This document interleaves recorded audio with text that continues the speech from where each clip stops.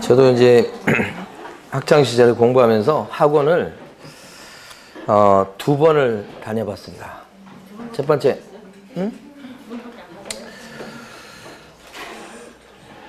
네. 처음에 이제 저기 시골에 있을 때 중학교 1학년, 그러니까 초등학교 6학년인가? 아니, 중학교 1학년 들어가자. 그때 이제 영어가 처음 배웠어요. 그래서 잘 기억이 안 나는데 나는 탐이야. 너는 그거 배우잖아요? 제인인가요? 그거 처음에 배울 때 그때 이제 그 시골에, 저희 시골에 이만한 정도 크기의 학원이 있었어요. 밑에는 이게 아니고 그냥 흙바닥이에요. 근데 그 선생님이 이제 대학교를 중퇴하신 분인데 시골 오셔가지고 학원 하시는데 저희들이 아침에 한 1시간 반 정도를 하루는 영어, 하루는 수학하고 학교를 갔어요. 근데 아침에 한 6시부터 한 7시 반 이렇게 그걸 중학교 1학년부터 3학년까지 했으니까 제가 중3 때 서울 올라왔거든요. 근데 그때 배웠던 영어가 끝이에요. 근데 그때 영어를 배울 때 얼마나 무식하게 배웠냐면 그 선생님이 일제시대 분이 돼서 발음은 엄청 안 좋은데 문법을 암기를 시켜요. 문장하고. 그래서 매일매일 숙제가 나가요. 만약에 암기를 안 해오죠. 숙제가 다른 게 아니라 암기예요. 암기를 안 해오죠. 그러면 박달나무로 머리를 때리셔요. 머리 때리는데 그분이 의대를 중퇴하셨어요. 그래서 저는 잘 모르는데 우리 저 가운데 있죠. 딱 정가운데를 때려요. 저 가운데를 딱 이렇게 해서 암기해봐. 하나, 둘, 셋. 암기 못하죠? 바로 순식간에 한 5대에서 10대가 나. 이렇게. 그래서 여러분들은 잘 못 느끼시겠지만 여기 보면 가운데가 나중에 만져보셔도 괜찮아. 여기가 이렇게 튀어나왔어요. 이렇게 여기 하도 맞아서. 응? 만져봐. 진짜 여기만 딱 튀어나왔다니까? 네. 근데 그때 선생님이 가르쳐 준 게 대학교까지 써먹어요. 끝이요, 끝. 중학교 이제 전화 와가지고 이제 학원, 여기는 다 학원 다니고, 과외도 많이 했고 학원 다니더라고. 근데 학원을 딱 갔어. 성문 기초 영어 이런 거 하는 거야. 근데 거기 나와 있는 내용이 우리 중학교 때 배운 영어 그거하고 똑같아요. 그래서 심심했어요. 똑같아가지고 똑같은 거 배우니까. 우리는 암기까지 한 건데. 근데 고등학교 가니까 똑같아 또. 그래서 별도로 학원을 다닐 필요가 없었던 거예요. 그래서 그 선생님한테 너무 고맙게 생각하고. 근데 그게 이제 대학교 가서 잠깐 영어 배울 때까지가 영어 한 거예요. 그러니까 지금부터 한 40년 전에 영어 끝냈어요. 그 뒤로는 영어 쓸 일이 없는 거잖아요. 그래서 이제 지나고 나서 보면 중학교 때 배운 영어가 다다. 근데 요새는 이제 다르죠. 요새는 막 회화도 해야 되고 무슨 듣기 평가. 우리 때는 그게 없었으니까 통하는 얘기죠. 그래서 그때 선생님한테 맞은 게 기억이 나요. 진짜. 너무 못 외웠죠? 학원을 빠져야 돼요. 가게 되면 여접시 시킬 때 어쩌다 한 명 시키는 게 아니에요. 다 시켜요. 다. 그러니까 그때는 뭐야? 못 외웠다. 그러면 그날 그냥 학원 근처에서 쭈그리고 있다가 집에 가야 돼요. 그러면 무조건 맞으니까. 그만큼 세게 때렸어요. 자, 암기하셨죠? 금쟁이 뭡니다, 지금? 금쟁이 아닌 것은 이렇게 했습니다. 90페이지, 90번. 토지의 매매를 업으로 한다, 그러면 이거예요. 그쵸?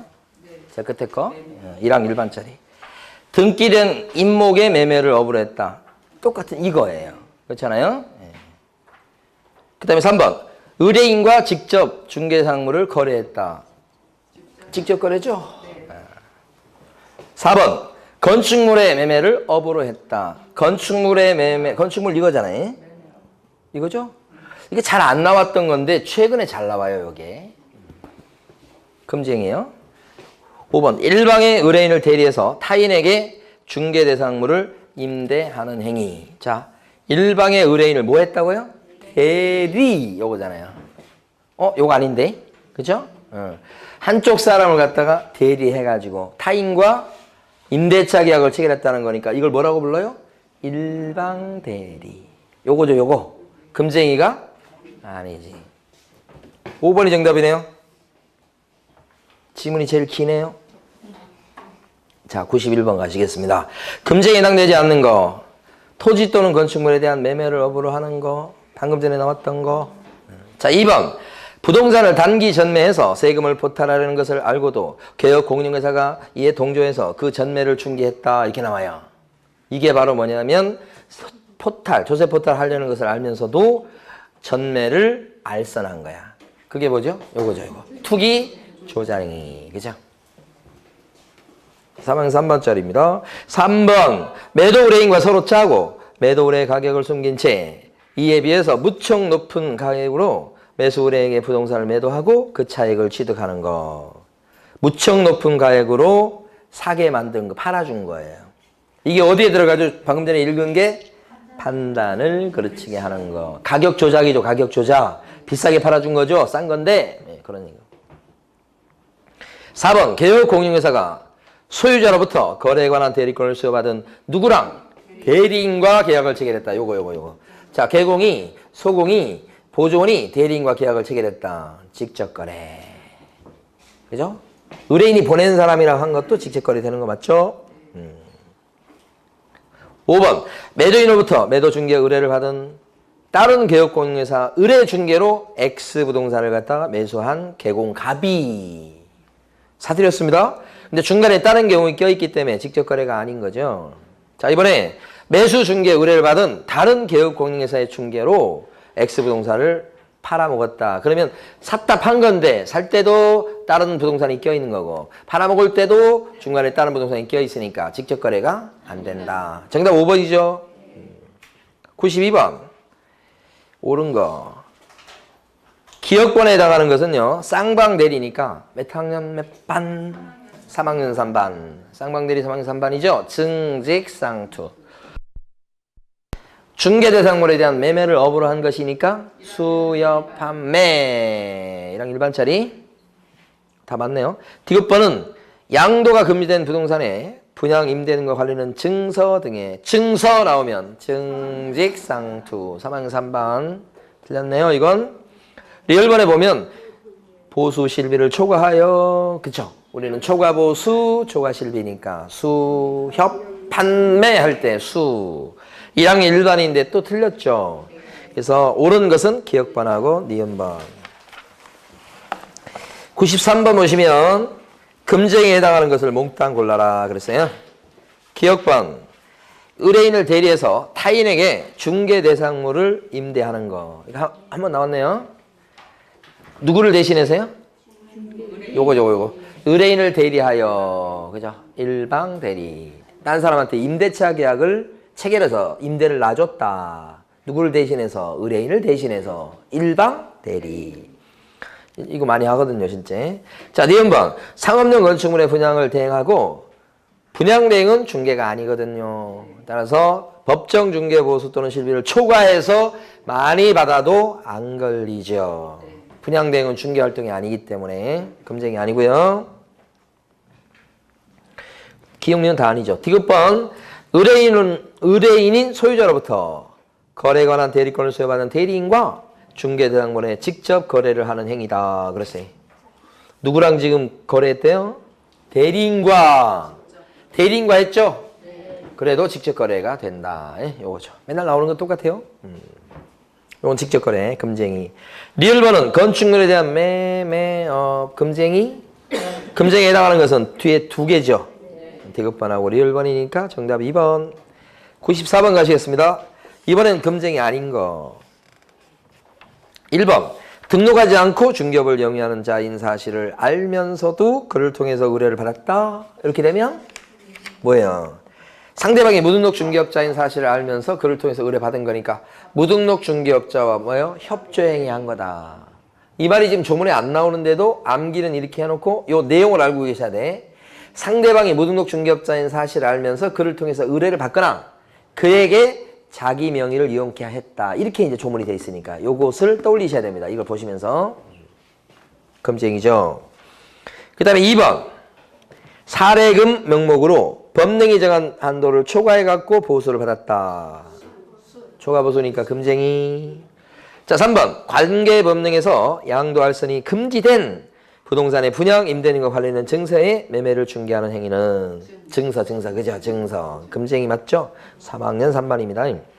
4번. 법인이 아닌 개업 공인중개사가 중개 대상물 외 건축 자재의 매매를 업으로 하는 행위. 그죠? 친절도 하시죠? 그냥 건축 자재라고 안 하고 중개 대상물 외 이렇게 하자. 중개 대상물에 대한 매매업이 금쟁이고 중개 상물에 들어가지 않는 건축 자재, 벽돌, 시멘트 이런 걸 샀다 팔고 하는 것은 금쟁이가 아니다. 그래서 4번이 정답. 5번. 의뢰인이 중간생략 등기의 방법으로 전매해서 세금을 포탈하려는 것을 개업공인중개사가 알고서도 투기 목적의 전매를 중개했으나 전매 차익이 안 생겼어요. 그래도 뭐예요? 투기 조장행위로서 금쟁이가 돼서 3학년 3반짜리입니다. 네. 정답은 4번이었고, 자 95번 갑니다. 금쟁이에 관한 설명으로 틀린 것은 그랬습니다. 1번. 중개 대상물의 매매를 업으로 하는 행위. 금쟁이. 이걸 왜 이렇게 자주 내는가 모르겠어요. 자 2번. 아파트의 특정 동호수에 대해서 분양계약이 체결된 후 그 분양권의 매매를 중개한 것은 분양권이죠. 중개상물에 들어갑니다. 장래 건물. 금쟁이가 아니다. 3번. 상가 전부에 매도할 때, 전부를 매도할 시 사용하려고 매각 조건 등을 갖다가 기재해서 인쇄해 놓은 그 양식에다가 매매대금과 지급기일 등 해당 사항을 기재한 분양계약서는 양도 알선 등이 금지된 부동산의 분양, 임대 등과 관련된 증서에 해당되지 않는다. 금지 증서 그러면 어떤 게 있어요? 청약 통장하고 철거민 입주과 같은 딱지 두 가지. 아닌 거 그러면 아파트 분양권, 즉 나온 상가 분양계약서. 이 상가 분양계약서도 두 번이나 나왔습니다 지금. 4번입니다. 개업공인중개사가 중개 의뢰인과 직접 거래하는 행위를 금지하는 규정은 효력 규정이다. 별표하시고. 의뢰인과 직접 거래했다. 금지 행위예요. 해서는 안 될 짓이죠. 그렇지만 그걸 통해서 체결한 그 거래 행위는, 매매 계약은 효력이 있죠. 그러면 이건 뭐예요? 하지 말라 했는데 효력은 유효하니까 이것은 뭐예요? 단속 규정이죠. 효력 규정이 아니고 단속 규정이다. 좀 어렵게 낸 겁니다. 4번. 계약이 유효냐 무효냐 이렇게 물어보면 좋을 텐데 그것도 아니고 뭐예요? 효력 규정이냐 단속 규정이냐 이렇게 물어봤으니까 조금 어렵게 낸 겁니다. 4번 별표해 두시죠. 5번. 탈세 등 관계법령을 위반할 목적으로 미등기 부동산의 매매를 중개해서 투기를 조장하는 행위는 금지행위가 되죠. 4학년 3반짜리 96번입니다. 틀린 것을 고르쇼 했습니다. 1번. 근데 문제를 좀 읽어야 되겠네. 문제에서 뭐라고 나오냐면 개공갑이 법정 한도를 초과하는 보수를 갖다가 요구해서 받은 거예요. 받았습니다. 받았다고 분명히 나와요. 수령했다. 초과해서 받은 거예요. 금지행위죠. 틀린 것은 1번. 등록관청은 갑에게 영업정지를 명할 수 있다. 원래 임등치죠.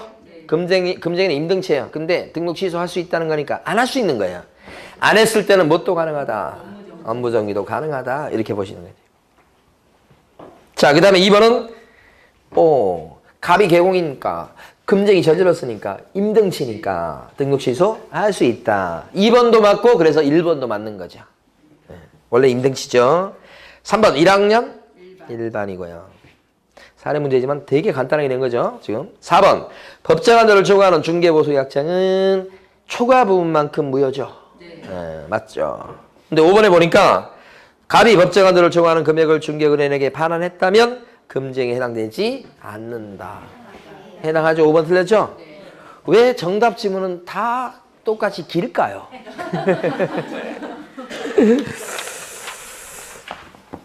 그죠? 저희 가끔씩 보면 저번에 말씀드린가 모르겠습니다. 저희 집사람이 제가 생각지도 못했던 부분에 대해서 아주 정확하게 지적하는 경우가 있어요. 의심을 해갖고. 저는 그거에 별로 생각도 안 하고 있는데, 그러면 어떻게? 찔려갖고 거짓말을 하게 되잖아요. 그죠?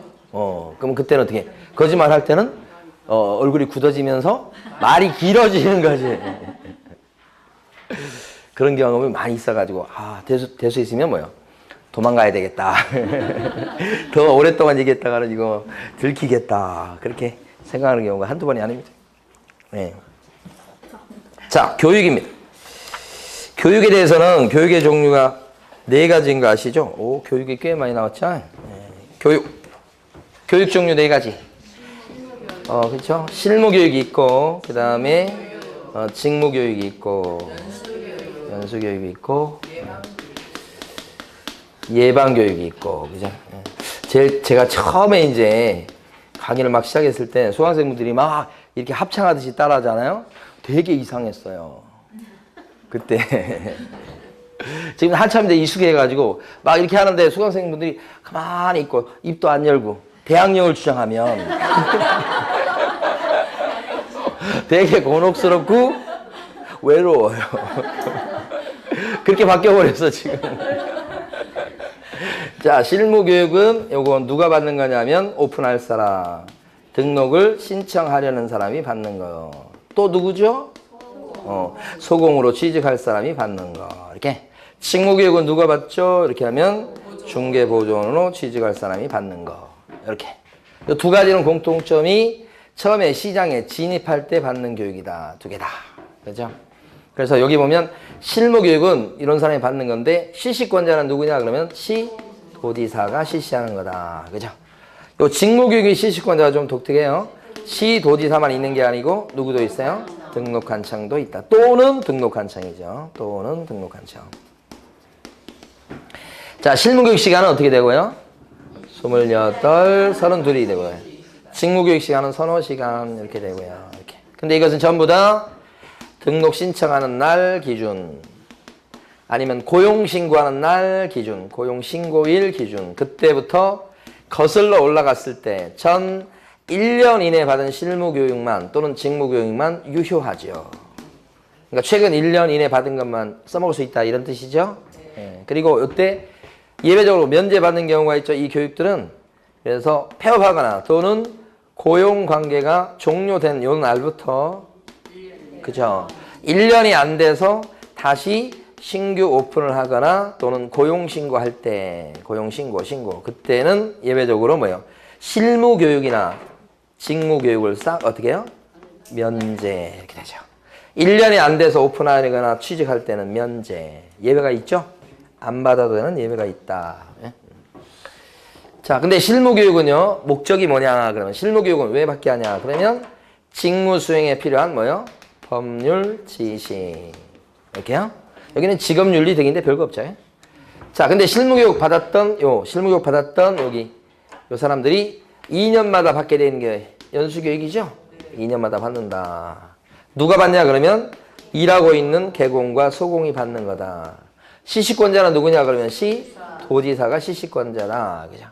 2년마다 받게 돼 있다. 받고 또 2년 뒤에 또 받습니다. 2년마다 연수교육 받으시오. 그러다 보니까 중간에 받을 때 사전에 연수교육 받으라고 통지하는 거 있죠? 네. 2년이 되기 뭐요? 2개월 전에 개별 통지합니다. 이번에 받으셔야 된다고 개별 통지. 이렇게 2년이 되기 2개월 전에 통지. 연수교육은 목적이 뭐냐 그러면 이것은 법률 지식을 가르쳐주는 것이지만 그동안 바뀐 법이나 제도의 변경사항을 가르쳐준다. 그게 바로 연수교육. 이렇게. 자, 그 다음에 예방교육 같은 경우도 일하다가 중간에 받는 교육이죠. 그래서 이 예방교육은 실시권자가 국장, 그 다음에 시도지사, 등록관청 싹 되고요. 대상자는 누구냐 그러면 개공 등 모든 종사자니까 별 의미가 없어요. 모든 관청이 모든 종사자한테 다 할 수 있다. 근데 특징은 중요한 건 2가지죠. 그죠? 예방교육과 관련해서는 중간에 받는 교육이 돼서 미리 알려주는 게 있죠. 예방교육이니까 열 예방이라고 하신다고 그랬죠. 10일 전에 공고를 띄우든지 아니면 개별 통지하셔야 된다. 이렇게 공고 아니면 통지. 이건 개별 통지도 되지만 공고도 돼요. 여기 공고 안 된다는 거죠. 여기는. 그 다음에 여기는 교육비 지원을 한다. 교육비 지원. 강사들한테. 이런 건 교육비를 내고 받는 교육입니다. 여기 나와 있는 실무교육이나 직무교육이나 연수교육은 교육비 내고 받는 교육이죠. 근데 이건 돈 문제가 걱정이 없는데 여기는 교육비 지원이 이루어져야 된다. 공짜로 받는 교육이죠. 네, 여기서 보면 이 세 가지 교육은 지침은 누가 만들죠? 국장이 만들어서 시행한다고 되어 있죠. 세 가지 교육의 지침은 누가 만들어요? 국장이. 자, 1번 보시면 교육에 관한 설명으로 옳은 것을 몽땅 고르시오. 이렇게 되어 있고 기억번은 실무교육을 받은 건 중개사무소 개설 등록 기준에 해당한다. 맞습니까? 등록 기준이다. 등록 기준 그러면 자실사니까. 2번 개업공인중개사라서 폐업신고한 후 1년 내에 소공으로 고용신고할 때는 실무교육을 어떻게 해요? 면제. 폐업하고 1년이 안 돼서 소공이나 보조원으로 취직할 때도 뭐예요? 면제입니다. 그렇죠? 1년 안 됐을 때 면제입니다. 그 다음에 연수교육 시간은 어떻게 돼요? 아, 빠졌네. 연수교육 시간은 뭐예요? 12, 16, 12, 16 이렇게 연수교육 시간. 그 다음에 리얼번 연수교육을 정당한 사유 없이 받지 않으면 500과다. 그쵸? 이거 2년마다 받을까 안 받았다. 이거 위반하면 500만 원 이하의 과태료. 이 500만 원 이하의 과태료를 갖다 누가 물리죠? 시도지사가 물립니다. 등록과청 아니고. 연수교육 받으라고 사전통지 누가 하지요? 시도지사가 합니다. 연수교육 받으라고 사전통지 누가 해요? 시도지사. 연수교육 안 받았을 때 과태료 누가 물려요? 시도지사. 이렇게. 그러니까 여기서는 지금 옳은 것은 기억번하고 리얼번 2개죠. 가라 2개.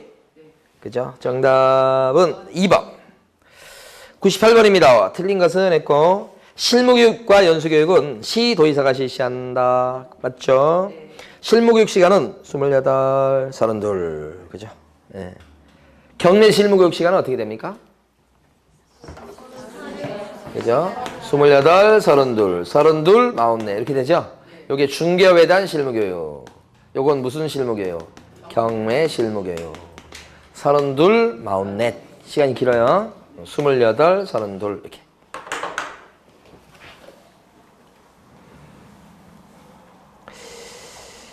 자, 그 다음에요. 3번입니다. 실무교육을 실시하는 경우 교육 실시기관은 7일 전까지 교육의 일시, 장소, 내용을 대상자한테 통지해야 된다. 예? 실무교육을 실시하는 경우 대상자한테 7일 전까지 통지해요? 언제 통지해요? 통지할 수가 없지. 이걸 통지하려고 하면 독심술이 있어야 돼. 보니까 얘가 실무교육을 받으려고 그러네. 아이고, 그러면 받으시라 하라고. 있을 수가 없는 일이죠? 아, 이건 중간에 일하다가 받는 거니까 알려주는 거지만, 이건 처음에 이제 뭐 차리거나 취직하거나 그럴 건데, 이걸 어떻게 이걸 통지합니까? 있을 수 없죠. 자, 4번. 실무교육을 받은 개업공인중개사 및 소속공인중개사는 실무교육을 받고서 2년마다 12시간 이상 16시간 이하의 연수교육을 받으셔야 된다. 맞죠? 네. 자, 연수교육 대상자가 개공과 소공까지 들어가는 거. 이런 거 중개보조원 집어넣으면 틀려요. 네. 중개보조원은 연수교육 대상자가 아닙니다. 그 다음에 뭐 교육시간 아실 거고. 자, 5번. 보조원이 고용관계 종료신고 후 1년 내에 다시 고용신고가 될 경우에는 직무교육을 받지 않아도 된다. 그렇습니까? 1년 안 됐을 때는 직무교육 면제, 실무교육 면제 뭐 이런 거지. 그러면 틀린 것은 여기서 뭔가 3번이죠? 99번 갑니다. 교육에 관련된 설명으로 옳은 것은 1번. 실무교육을 받은 개공은 실무교육을 받고 2년마다 시도지사가 실시하는 무슨 교육을 받아라? 그렇지. 그 용어를 바꿉니다. 그러니까 연수교육을 받아라 해야지. 직무교육 아니고. 2번. 분사무소 책임자가 되고자 하는 공인중개사는 책임자 될 때도 뭐요? 받는 거죠. 무슨 교육요? 실무교육이지. 고용신고일 전 1년 내 시도지사가 실시하는 실무교육을 받아야 된다. 그죠? 또 연수교육으로 바꿔놨네. 그죠? 3번. 고용관계 종료신고 후 1년 내 다시 중개보조원으로 고용신고 대상이 된 자는 시도의사 또는 등록관청이 실시하는 직무교육을 받지 않아도 된다. 1년 안 됐을 때는 다시 취직할 때는 면제죠. 이때 직무교육의 실시권자가 시도의사뿐만 아니라 누구도 될 수 있다? 등록관청. 근데 어쨌든 면제입니다. 그 다음에 4번 실무교육 시간은 28, 32. 연수교육 시간은 틀렸네. 12, 16. 5번 국토교통부 장관이 마련하여 시행하는 연수교육의 지침에는 교육 대상 및 교육 과목 및 교육 시간 등이 포함돼야 하지만 지침 그쵸? 수강료는 거론하지 않다. 아니에요. 수강료가 제일 앞에 있어요. 수강료가 제일 중요한 거요. 지침 중에는 얼마 받으라는 거예요. 얼마 받으라. 지침 중에는 교육비 내는 거라고 그랬죠? 얼마 받으라. 수강료가 제일 중요하지요. 이렇게. 자, 그 다음에 이제 어디 가시냐면 100번인가요? 네. 100번. 옳은 것은 했습니다. 1번 등록관청은 개업 공인중개사 등의 사고 예방을 위한 교육을 실시할 수 있다 없다? 있다. 사고 예방 교육은 국장, 시도의사, 등록관청 다 할 수 있는 거지. 이런 사고 예방 교육은 해야 된다예요? 할 수도 있다예요? 할 수도 있다. 그러면 안 할 수도 있겠네? 네. 안 해도 괜찮은 거예요. 그러니까 이거 뭐예요? 해도 되고 안 해도 되고 뭐 아무것도 아닌 교육이요. 받아도 되고 안 받아도 되고. 자, 그 다음에 2번 등록관청에 사무소 이전 사실을 갖다가 신고했을 때 지체 없이 뭐 다른 거 물어보고 있네 갑자기. 사무소 간판을 철거해야 되느냐. 아, 이런 문제는 이제 문제 내다 보니까 더 이상 문제 낼 게 없어. 그래서 이제 여기저기 한 집씩 끌어다가 문제를 만들어 본 것 같아 보니까. 자, 사무소 간판을 철거해야 될 사유. 지체 없이 철거. 사무소 이전했을 때 철거 사유 맞죠? 네. 철이 배치. 그죠? 3번 폐업신고 후 1년 내에 소속 공인중개사로 고용신고 대상이 된 자는 고용신고일 전 다시 실무교육을 받아야 되겠다. 1년 아직 안 됐을 때는 면제인데 틀렸고. 답이 2번이네요. 그죠? 3번 4번 개업 공인중개사가 조직한 사업자 단체가 중개업소 사장님 모임이에요. 독점 규제 및 공정거래에 관한 법률을 위반해서 공정거래위원회로부터 과징금 처분을 최근 2년 내 2회 이상 받았다. 그러면 자격 취소 사유가 된다. 그랬는데 이거 자격 취소 아니고요. 임등치죠. 임등치. 자격 취소에는 몇 개 안 되잖아요. 그렇죠? 4개밖에 안 되죠. 자취하는 양부자가 중징계 받았다. 독점규제법 내용 거기 안 나와요. 자, 5번 보조원은 중개사무소의 명칭, 소재지, 연락처, 자기의 성명을 명시해서 중개 대상물에 대한 표시 광고를 할 수 있다. 표시 광고할 때 지금 뭐가 들어가야 돼? 표시 광고할 때 거기에 들어갈 거? 성명 이소연이잖아. 성명 이소연이 들어가야 되겠다. 그래서 표시 광고를 할 적에는 그 광고지에 광고지라고 생각하시라고 그랬어요. 성명, 명칭, 그죠? 그 다음에 소재지, 또요, 연락처, 이런 것들을 갖다가 집어넣어야 되겠다. 이런 거지. 그거 보니까 그거 다 집어넣는 거 맞잖아요. 그런데 여기 가만히 보면 이 표시 광고는 누구만 할 수 있다고요? 보조원은 못하고, 소공도 못합니다. 소공도 누구만 할 수 있어요? 개공만 할 수 있는 거지. 표시 광고 하는 거지, 개공이. 그래서 보조원 때문에 틀렸네요. 자, 101번입니다. 교육에 관한 설명으로 옳은 것은 했습니다. 1번 분사무소 책임자가 되고자 하는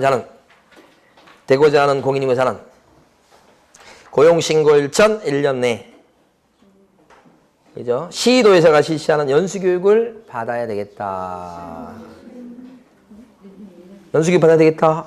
아니고 책임자가 될 때 받는 교육은 실무교육. 이거 또 나온 거네요. 2번 폐업하고 나서 1년이 안 돼서 개설 등록을 다시 신청하려는 공인중개사는 실무교육을 받지 않아도 되겠고. 요게 정답. 3번 시도의사는 연수교육을 실시하려는 경우 실무교육, 연수교육을 받고 나서 2년이 되기 틀렸네. 2개월 전까지 연수교육의 일시 장소 내용을 당사자한테 통지해야 되겠다. 이렇게. 연수교육 시간은 몇 시간? 연수교육 시간 12시간 이상, 16시간 이하. 그죠? 12시간 이상, 16시간 이하. 연수교육 시간 이렇게 돼요. 제가 초등학교 6학년 때 짝사랑했던 여학생 이름이 이거 빨간 걸로 쓰면 안 되겠군요. 이연수라는 학생이 있었을 때. 제가 초등학교 6학년이 제가 7살 때 학교에 들어가서 이연수 이렇게 이 학생을 알게 된 게 초등학교 6학년이에요. 12살 때예요. 근데 전학을 온 학생이었는데 광주에서 전학 왔으니까 도시 여학생이 온 거예요. 그래서 시골에 있는 학생들은 전부 다 보니까 촌티가 나는데 우리 그 동창들 요새 모임하고 그러면 초등학교 때 보면 다 얘기하는데 다 다 좋아했어. 여수. 얼굴이 하해가지고 키도 크고 막 이러니까 그 학생 이름이 이연수야. 이연수. 12살 때쯤. 그래가지고 제가 서울 온 뒤로 고등학교 1학년 때까지도 아주 생각이 간절하더라고요. 12살. 고1 때가 제가 16이었어요. 16, 17, 18. 그렇죠. 그래서 고3이 18이었으니까. 한 살 빨라서. 예. 그래서 연수교육은 뭐예요? 2년마다 받는 거예요. 이연수잖아. 2년마다. 교육 시간 제가 좋아해. 저는 기억할 수 있어요. 여러분 기억 잘 안 날 거야. 저는 잊을 수 없지. 12살부터 제가 짝사랑할 때는 사춘기잖아, 저게. 16까지니까.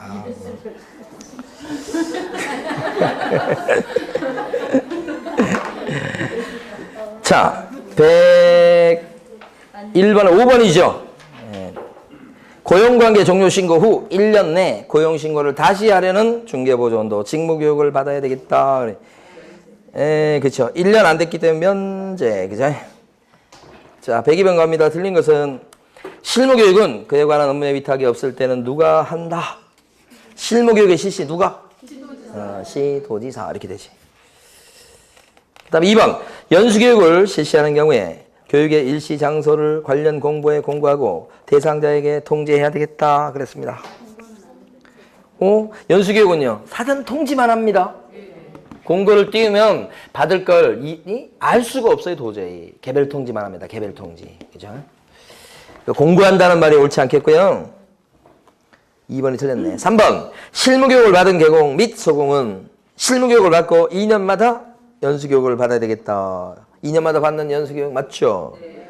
4번 직무교육의 교육시간은 서너 시간. 그죠? 5번 국장은 또는 시도지사 등록관청은 필요하다고 인정하면 개업공인회사 등의 부동산 거래 사고 예방을 위한 교육을 실시할 수 있다. 이게 사고 예방 교육 할 수도 있다. 자, 중개보수로 갑니다. 보수에 대해서는 우리가 시험 문제가 한 2문제 정도 출제가 되기 때문에 자, 많이 보고 보수까지 볼 수 있었으면 좋겠네요.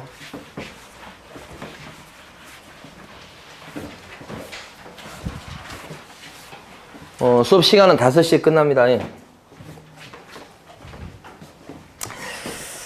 여기 보수에 대해서는 일단 여기서 분필이 보수 청구권과 관련해서 자, 보수 청구권에 대해서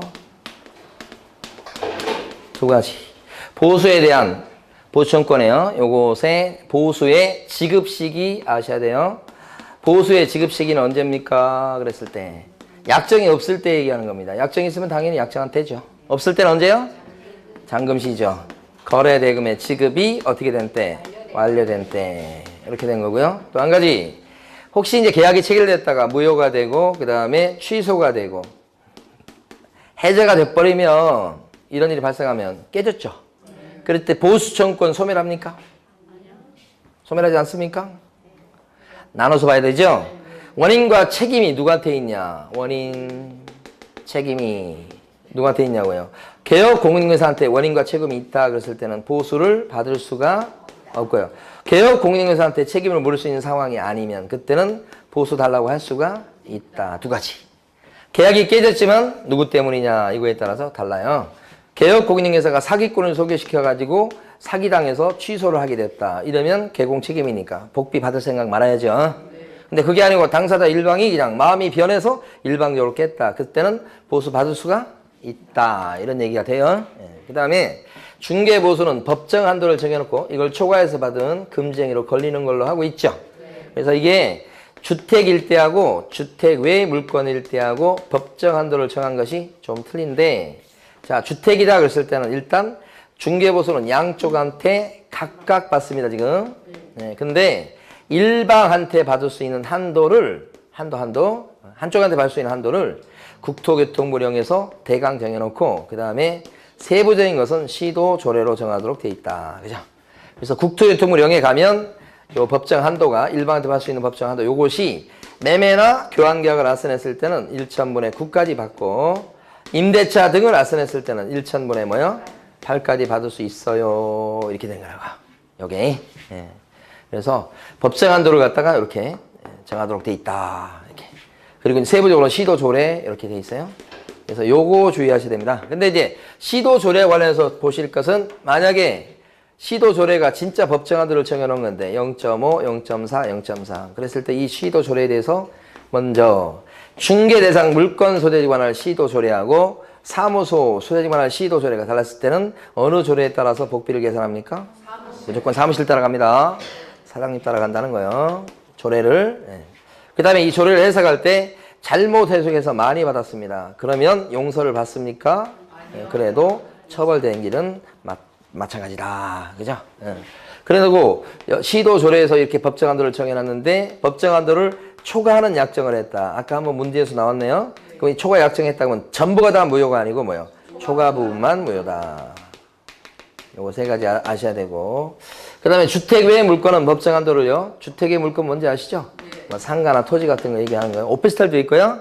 이때는 국토교통부령에서 법정 한도를 정해놨는데 요게 그렇게 중요하죠. 이때는 크게 두 개 나누는 게 주거용 오피스텔과 나머지로 나눠요. 자, 주거용 오피스텔 그러면 매매 교환 쪽은 0.5까지. 임대차 등은 뭐예요? 0.4까지. 여기서 얘기한 주거용 오피스텔은 뭘 얘기하는 거예요? 주거용 오피스텔은 85 이하이면서 입식부어, 화장실, 또 목욕시설 갖춘 거. 그래서 네 가지 갖췄을 때를 요거라고 얘기하죠? 근데 그거 뺀 나머지 물건들은 전부 다 뭐예요? 0.9까지 받을 수 있어요. 이렇게 되죠? 상가, 토지, 공장, 업무용 오피스텔도 여기 들어가죠. 그래서 오피스텔 나왔을 때 주거용 오피스텔이냐, 나머지 오피스텔이냐 잘 구별해서 푸셔야 돼. 요게 주택 외 물건에 관련된 법정 한도. 요 범위 안에서 이제 조례가 없고요. 바로 약정에서 주고받는다 이렇게 되죠. 그 법정 한도로 치게 되면 어떤 국토부령만이 있습니다. 여기 조례표 있어요, 없어요? 주택 외 물건은 조례표가 없다는 거죠. 없다. 이렇게. 자, 그 다음에 보수 계산 문제 가볼까요? 계산 문제 보시면,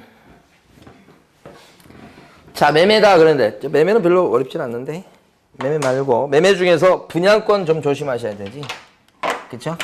분양권이다 그랬을 때 거래 금액은 어떻게 돼요? 분양권 소개시켰을 때는 거래 금액은 총 대금이 거래 금액이다. 그럼 총 대금은 뭘 총 대금이라고 그래요? 그때까지 실제 납입한 금액에다가 플러스 뭐예요? 프리미엄. 요거 더한 금액, 프리미엄 더한 금액이 총 대금으로서 요게 뭐가 돼요? 거래 금액 된다. 그래서 요게 총 분양 대금을 얘기하는 건 아니라고 그랬죠. 분양권일 때 생각하셔야 되고. 교환이다 그러면 어떻게 돼요? 교환일 때는 무조건 뭐예요? 큰 금액이다. 이렇게. 큰 금액. 그때 큰 금액 따라서 거래 금액 보는 거고. 그 다음에 이제 월세가 있는 임대차. 월세가 있다 그러면 그때는 두 가지로 나눠서 월세 곱하기 100에서 환산해 주는 거죠.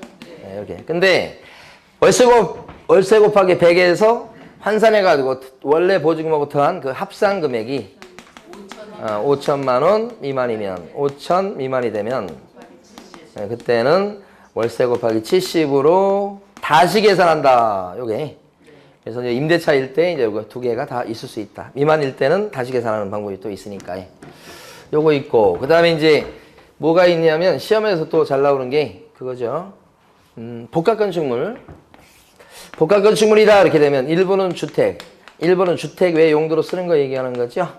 그래서 이 주택의 용도로 쓰는 부분의 면적이 주택 외 용도로 쓰는 부분의 면적보다 크면 또 같으면 주택 따라가고 주택의 용도로 쓰는 부분의 면적보다 주택 외 용도 쓰는 이 부분의 면적이 더 크면 이때는 주택 외 중개사물에 대한 법정 한도 0.9가 적용됩니다. 이렇게 얘기를 한 거죠. 복합 건축물이 또 잘 나오고 또 뭐가 있냐면 요거요. A가 B한테 이 부동산을 그대로 사가지고 동시에 B가 A한테 이것을 갖다가 월세나 전세를 놓는다. 그러면 같은 부동산을 같은 사람이 매매계약, 전세계약 또는 월세계약 이렇게 동일한 기회에 했을 때는 매매 한 건의 복비를 받고 이건 할인해 주죠. 네. 동일한 중개사물에 대해서 동일한 중개사물, 동일한 당사자 간에 매매를 포함한 둘 이상의 거래를 함께 했을 때는 매매 계약에 관한 금액만을 거래금으로 적용한다. 이거야. 네. 자, 문제에서 103번 보시겠습니다. 틀린 것은 했고 1번 자격증이 없는 자인데 등록을 안 했어요. 근데 중개업을 해요. 그러면 이 사람 무등록 중개업자예요. 그 무등록 중개업자는 보수 청구권이 있다 없다? 없다. 약정에도 그건 무효죠? 네. 근데 이 사람 여기는 안 나왔지만 하나 알아두실 게 무등록 중개업자는 보수 약정을 해도 효력이 없지만 우연히 매매나 전세 한 건 한 사람, 그냥 우연히 한 건 한 사람은 보수 약정을 하면 그 약정은 효력이 있다 없다? 효력이 있는 겁니다. 유효합니다. 그 약정이 과다하지 않다면 유효하다 이렇게 봐요. 우연히 한 사람은. 근데 무등록 상태에서 중개업을 하는 사람이 있죠. 이 중개업을 했다는 얘기는 반복적으로 했다는 얘기입니다. 이 사람은요 보수 약정을 했다 그러면 이 사람 같은 경우는 보수 약정이 어떻게 돼요? 무효입니다. 약정을 한 게 있어도 뭐예요? 소용없습니다. 이렇게 되는 거고. 그죠? 두 사람이 달라요? 차라리 이 사람이 더 나아요. 우연히 안건했다 그러면 보수 약정은 효력이 있고 무등록 중개업을 했다. 이 사람 용납 못합니다. 중개업 반복적으로 하고 자격증 없이 했기 때문에 보수 약정은 무효다. 이렇게 두 사람 구별하시고 그 다음에 2번 의뢰인 간에 보수 지급 시기에 대한 약정이 없을 적에는 언제가 보수 지급 시기가 됩니까? 대금 지급이 어떻게 된 날? 완료된 날 이렇게 되죠. 3번 주택 외 중개사물에 대한 보수는 뭘로 정한다? 주택 외 중개사물에 대한 보수는 뭘로 정한다? 국토교통부령으로 정한다. 조례 얘기 나오면 안 되죠. 네, 3번 맞습니다. 4번 주택의 중개에 대한 보수는 주택입니다. 의뢰인 쌍방한테 어떻게 받아요? 각각 받되 일방으로부터 받을 수 있는 한도는 매매 경우는 거래 금액의 1천분의 뭐요? 9 이내로 한다. 매매는 얼마까지요? 1천분의 9 이렇게 쌍방한테 각각 받고 일방에게 받을 수 있는 한도. 한도라는 글자 오면 반드시 앞에 뭐가 와야 돼요? 한도라는 글자가 오면 앞에 뭐가 와야 돼요? 일방. 일방 한도를 얘기합니다. 한도는 무조건. 네.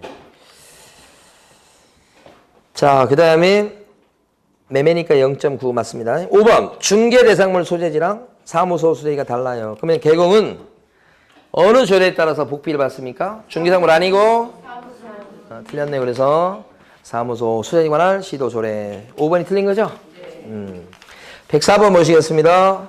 보수에 관한 설명으로 틀린 것은 그랬습니다. 1번 권리관계 등 확인에 소요된 실비는 받을 수 있겠죠. 자, 그런데 여기서 권리관계 등 확인에 소요된 실비다. 권리관계 등 확인에 소요된 실비는 누구한테 받을 수 있죠? 매도인 같은 이전 의뢰인한테 타낼 수 있는 거죠. 권리관계를 파악하면서 쓴 등기부 열람 비용 그런 건 누구한테 받아낼 수 있다? 매도인 같은 이전 의뢰인. 자, 반환채무 이행 보장과 관련된 실비는 반환채무 이행 보장과 관련된 실비는 누구한테 받을 수 있다고요? 매수인 같은 취득 의뢰인요. 누구요? 취득 의뢰인 이렇게 돼. 그래서 어쨌든 아이가 받을 수 있습니다. 1번. 그 다음에 딴 역장이 없을 때 보수 지급 시기는 언제가 되죠? 또 나왔네요.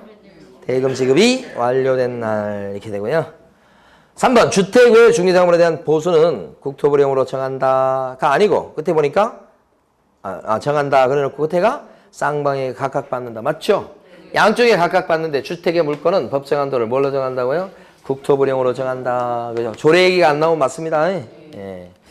4번 고의 또는 과실로 의뢰인 간의 거래 행위가 해제되었을 때 누구 책임이죠? 개공의 고의 과실이 있죠 지금. 개업 공인행사 때문이다 그러면 그때는 해제가 됐다 하면 복비 받을 수가 없겠네요. 그죠? 보수 받을 수가 없어요. 4번은 맞고 5번 중개 대상물인 주택 소재지하고 그 다음에 사무소 소재가 다른 경우 자 어느 조례에 따라서 복비 계산해서 받겠어요?